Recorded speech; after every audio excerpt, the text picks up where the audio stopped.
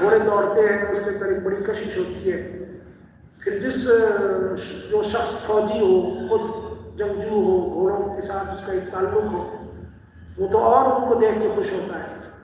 یہ تو آج کل ہم شہری زندگی میں آ کے ان جانوروں سے بھٹکتے ہیں، ادھر ادھر بھاگتے ہیں، ڈرتے ہیں، ورنہ تو یہ جانور تو زینت ہے، اللہ تعالیٰ نے ان کو زینت قرار دیا ہے.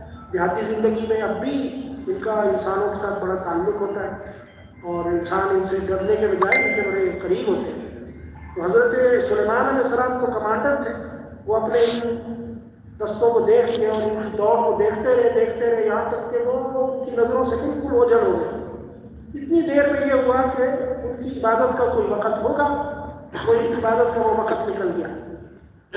اب اس میں ان کو افسوس ہوا کہ میں نے گویا کہ دنیا کی کچھ چیزیں جو ہیں ان میں محب ہو کے ان کی محبت میں اس حد تک چلا گیا کہ میں نے اپنے رب کے ذکر کو